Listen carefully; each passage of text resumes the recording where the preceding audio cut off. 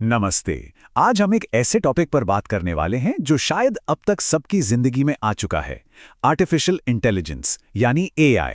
तो आइए समझते हैं कि इस नई टेक्नोलॉजी के दौर में इंसानी तरक्की के आखिर मायने क्या हैं। सोच के देखिए, एआई इतनी तेजी से बदल रहा है कि हर सुबह कुछ नया होता है। सच में कमाल की रफ्तार है। तो फिर सबसे बड़ा सवाल तो यही उठता है ना कि इस बदलाव की जो आंधी आ रही है, उसके लिए हमारा समाज, हमारा देश, क्या हम लोग सच में तैयार हैं? तो चलिए सबसे पहले इसी बात को समझते हैं। आखिर एआई इतनी तेजी से आगे बढ़ ही क्यों रहा है?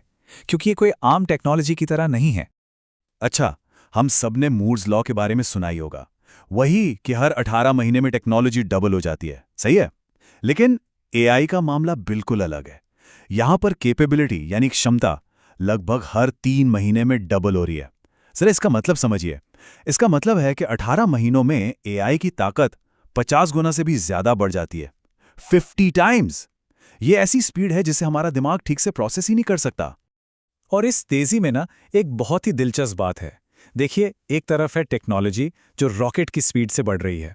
अब तो कोड खुद कोड लिख रहा है और नए एआई मॉडल्स बना रहे हैं। और दूसरी तरफ है हम इंसान, जिनकी सीखने की और बदलने की स्पीड काफी धीमी है।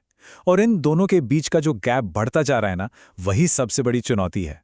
तो सवाल ये है कि इस कमाल की तेजी का हम पर, एक आम आदमी पर, एक स्टूडेंट पर, एक वर्कर पर क्या असर पड़ता है? ये हमारे लिए फायदा है या नुकसान? देखिए, एक बहुत बड़ा खतरा है जिसे कहते हैं क्यूरिंग ट्रैप। इसका सबसे आसान एग्जाम्पल है गूगल मैप्स। जब से हमने इसका यूज शुरू किया है, हम में से कितने लोगों को रास्ते याद रहते हैं? हम बस फोन पे डिपेंड हो गए हैं। बिल्कुल वैसे ही एआई पर जरूरत से ज्यादा निर्भर होने से हमारी खुद की काबिलियत कम हो सकती है। तो इसका सार बस इतना है, जैसे जैसे एआई पर हमारी डिपेंडेंसी बढ़ती जाती है, हमारी अपनी काबिलियत उस स्पीड से नहीं बढ़ती और आगे चलकर ये एक बहुत बड़ी चिंता बन सकती है।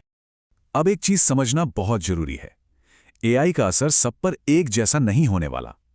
जिनके पास हाई एजेंसी है, मतलब जिनके पास अच्छे स्किल्स हैं, अपने काम पर कंट्रोल हैं, वो लोग तो एआई को एक टूल की तरह इस्तेमाल करके और आगे बढ़ सकते हैं। लेकिन जिनके पास लो एजेंसी है, उनकी नौकरियों पर खतरा बढ़ जाता है। और इसी से एक और खतरा पैदा होता है, अनइक्वल गेन का, यानी असमान फायदे का। जिनके पास पहले से ही स्किल्स, पैसा और एक्सेस है, वो एआई से और ज्यादा अमीर और सक्सेसफुल हो जाएंगे, लेकिन बाकी लोग पीछे रह जाएंगे। इससे अमीर और गरीब के बीच की जो खाई है, वो और भी चौड़ी हो सकती है। चलिए अब इस पूरी चर्चा को भारत के कॉन्टेक्स्ट में देखते हैं।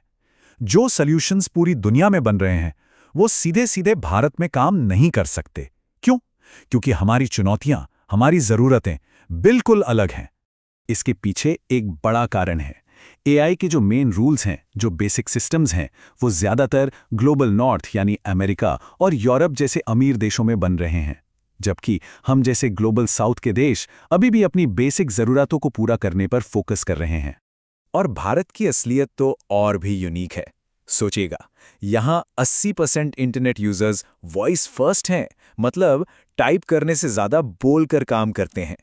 यहाँ सैकड़ों भाषाएं और बोलियां हैं। चीजें सस्ती होनी चाहिए, अफोर्डेबिलिटी एक बहुत बड़ा फैक्टर है, और सरकारी सिस्टम्स का रोल बहुत जरूरी है। इसलिए भारत के लिए एआई की असली परीक्षा ये नहीं है कि वो कितना स्मार्ट है। असली टेस्ट ये है, क्या एआई एक आशा या आंगनवाड़ी वर्कर की मदद कर सकता है, ताकि वो 1 घंटे में 5 लोगों की जगह 20 लोगों की मदद कर पाएं। जब उनकी प्रोडक्टिविटी बढ़ेगी, तभी एआई की असली सफलता होगी। तो इतनी सारी चुनौतियों के बीच अब आगे का रास्ता क्या हो? इस बड़े बदलाव को हम एक सही दिशा कैसे दे सकते हैं? इसके लिए एक सुझाव सामने आया है, एक neutral institute for human flourishing बनाया जाए। ये इंडिया में हो और ग्लोबल साउथ की सोच के साथ काम करे। एक ऐसी संस्था जिसका काम ही इस बदलाव के दौर को ठीक से संभालना हो। तो ये जो इंस्टीट्यूट है, इसका प्लान क्या है? देखिए, इसके 5 मेन पिलर्स हैं। सबसे पहले डेटा और इंसाइट्स, यानी सही जानकारी इकट्ठा करना ताकि जो भी फैसले हों वो फैक्ट्स पर बेस्ड हों। फिर आता है एक रिस्पॉन्सिबल फ्रेमवर्क, मतलब ऐसे नियम कानून बनाना जो सबके लिए सही हों। तीसरा, लोकल यूज केसेस, यानी ऐसे सॉल्यूशंस जो खास भारत के लिए बने हों।